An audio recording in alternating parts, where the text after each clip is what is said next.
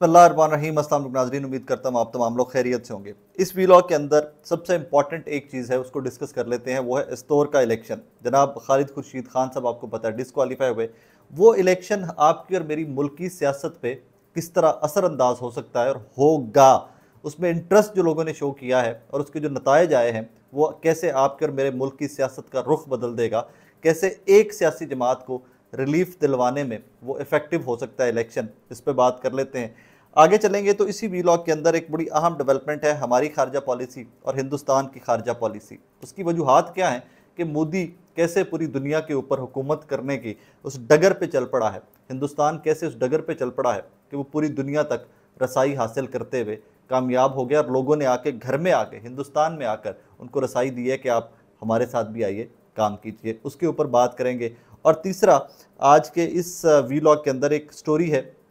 ये इस तरह की स्टोरीज़ जो एवरीडे लाइफ स्टोरीज़ हैं, मेरे दिल के बड़े करीब रहे होती हैं कि कैसे हमारे वो मुहाफ़िज़ जिनका काम आपको और मुझे तहफ़्फ़ुज़ फ़राहम करना है, वही जब आपको और मुझे लूटने लग जाते हैं तो रियासत कहाँ पर खड़ी है और हमारा मुआशरा किस तरफ जा रहा है। Let's start with Astore election, Gilgit Baltistan. जितना प्रेशर खालिद खुर्शीद खान साहब डिसक्वालीफाइड हो गए, जब डिसक्वालीफाई हुए तो उसके बाद उनके ऊपर जितना प्रेशर आया, उनके ऊपर कातलाना हमला हुआ, उनके ऊपर डिग्री जाली की एफआईआर हुई, वो जो हुआ वो सारी कहानियाँ आपके सामने है।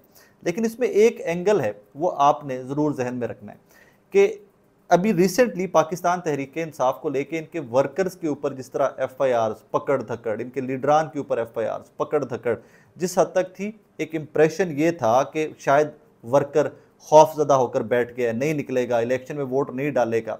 लेकिन पूरे मीडिया ने रिपोर्ट किया कि एस्तोर के इस इलेक्शन के अंदर वर्कर ने बढ़ चढ़ कर हिस्सा लिया।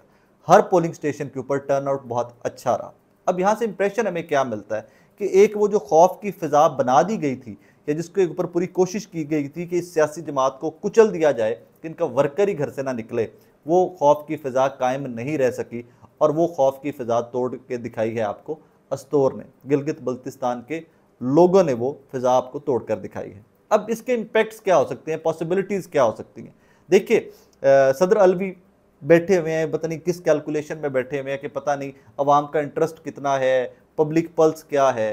तो अगर सदर आरिफ अलवी इस पल्स को, इस एक सैंपल को, इस एक इलेक्शन को उठाकर देख लें तो उनको आइडिया हो जाएगा कि अवाम की पल्स क्या है, अवाम किस हद तक इलेक्शन की डिमांड में है, अवाम किस हद तक इलेक्शन मांग रहे हैं हुकूमत से और ताकतवरों से कि भाईजान हमें हमारा हक इस्तेमाल करने की इजाज़त दी जाए। आपने एक ज़िमनी इलेक्शन के अंदर इजाज़त दी एस्तोर के और वहाँ पर टर्न आउट अच्छा रहा, वहाँ पर लोगों ने बढ़ चढ़ कर हिस्सा लिया और तहरीक इंसाफ ने अपनी सीट भी सिक्योर कर ली।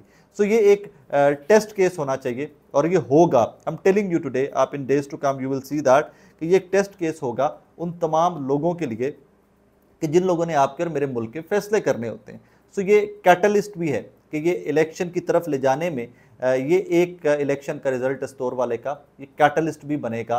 इससे चीज़ें तेज़ भी हो सकती हैं। इसमें डॉक्टर आरिफ अलवी को भी जुर्रत मिल सकती है। इसमें अदलिया के जो बड़े होम्योपैथिक से डिसीजन अभी लेती आई है और होम्योपैथिक से फैसले आपके और मेरे सामने आते रहे, तो उन लोगों के सामने भी पब्लिक पल्स सामने आती है कि एक सियासी जमात जिसके ऊपर इतना प्रेशर है, बट इवन देन उनका वर्कर भी निकला है, उस हल्के के लोग, सियासी लोग बाकी सियासी जमातों के भी निकले हैं और इलेक्शन में उन लोगों ने बढ़ चढ़ कर हिस्सा लिया है। तो ये एक बहुत बड़ी डेवलपमेंट है। इस तरह के इलेक्शन से मुल्कों की सियासत के रुख बदले जा सकते हैं। मेरी ज़ाती राय इस पर ये है। बहरहाल खालिद खुर्शीद खान साहब वफाक का इस्तारा, मैंने उनके ऊपर वो प्रेशर देखा हुआ है कि जो 9 मई के बाद सियासी जमात पे आया, इनके ऊपर भी आया, सरदार तनवीर इलियास के ऊपर भी आया, बाकी लोगों के ऊपर भी आया और कैसे परवेज़ खटक और महमूद खान जैसे बड़े लीडरान, उम्र में बड़े, सियासी कद में बड़े, साइड पे हो गए और खालिद खुर्शीद खान 42 साल नौजवान लड़ता रहा इस सारे मामलात से कि नहीं, आई विल स्टिक बैक और मैं लड़ूंगा,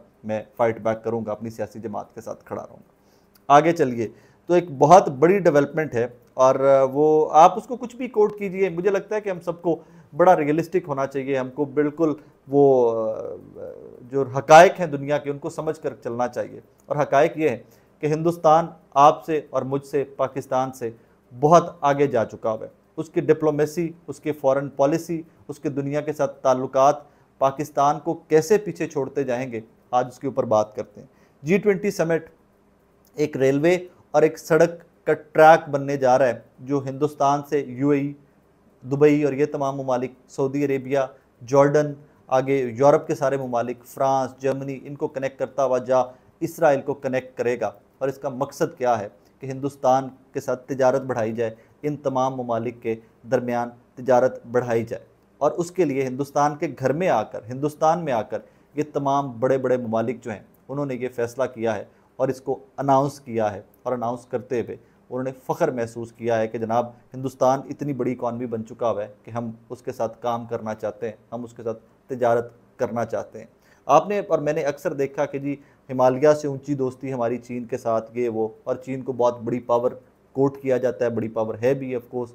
तो हिंदुस्तान को इन तमाम मुल्कों ने बैकअप देकर चाइना के सामने लाकर खड़ा कर दिया गया है। इसके ऊपर अमेरिका ने खुद से कहा कि ये सी पैक जो प्रोजेक्ट है हिंदुस्तान चाइना का, उसको काउंटर करने के लिए हम ये कॉरिडोर लेके आ रहे हैं। और इससे होगा क्या कि हिंदुस्तान अपनी तमाम अशिया उठाएगा, दुबई लेकर जाएगा, वहाँ से बंदरगाहों से वो आगे पूरी दुनिया तक पहुँचेंगी। इम्पैक्ट क्या हो सकते हैं? सबसे बड़े oil producing economies, oil producing तेल पैदा करने वाले ममालिक, सऊदी अरेबिया, गल्फ़ ममालिक, ये तमाम इस सारे प्रोजेक्ट का हिस्सा हैं, पार्टनर्स हैं।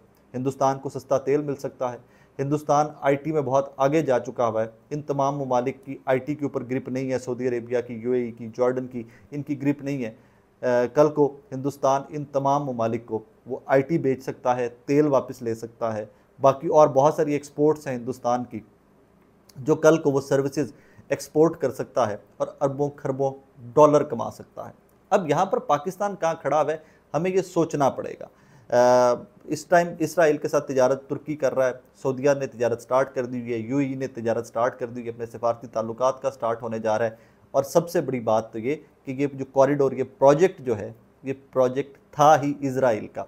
इसराइल ने ये प्रोजेक्ट पिछले साल ITU2 की मीटिंग के अंदर फ्लोट किया, उसके ऊपर काम हुआ और उसके ऊपर काम होने के बाद इम्प्लीमेंटेशन हो गई। मुझे बड़े दुख के साथ कहना पड़ रहा है कि पाकिस्तान ये पीछे पीछे पीछे हटता जा रहा है।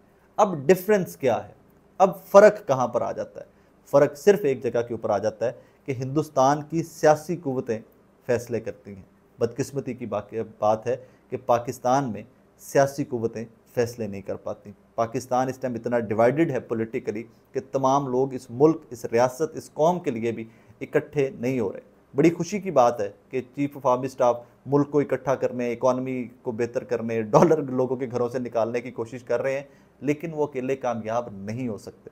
यहाँ पर सबको बैठना पड़ेगा। आपके पाकिस्तान के इस टाइम पे पॉलिटिकली सबसे बड़ी स्टेक होल्डर तहरीक इंसाफ है। आपको उनसे बात करनी पड़ेगी, आपको मुस्लिम नून से बात करनी पड़ेगी, आपको पीपल्स पार्टी से बात करनी पड़ेगी, और तो और आपको JUIF और ANP से बात करनी पड़ेगी। मुल्क की तमाम सियासी जमातों को इकट्ठे बैठकर सोचना पड़ेगा कि हमने आगे चलना है या हमने सिर्फ इतना कहना है कि अजली दुश्मन हमारा हिंदुस्तान, और वो बेशक चांद पे पहुंच गया, वो जन्नत में तो नहीं जा सकता। ये प्रायोरिटीज़ की बात है और इस प्रायोरिटीज़ को हमने रीप्रायोरिटाइज़ करना है, इसकी रीलिस्टिंग करनी है। हमने दोबारा से देखना है कि जनाब हम किस तरफ जाना चाहते हैं, और अगर उसमें हम किसी हद तक कामयाब हो भी जाते हैं तो उसमें व्हाट नेक्स्ट वाली कहानी है कि जनाब आगे चलकर क्या होगा। लेकिन हिंदुस्तान की तरक्की, पहले जो राइजिंग इंडिया था, अब आप उसको कह लीजिए कि शाइनिंग इंडिया कह लीजिए, कुछ भी कह लीजिए, 500% से मल्टीप्लाई कर लीजिए आप उनकी तरक्की को, और आप सिर्फ यूँ मुड़कर अपने हमसाये का मुंह तकते रह जाएंगे और वो आपसे बहुत आगे निकल जाएंगे।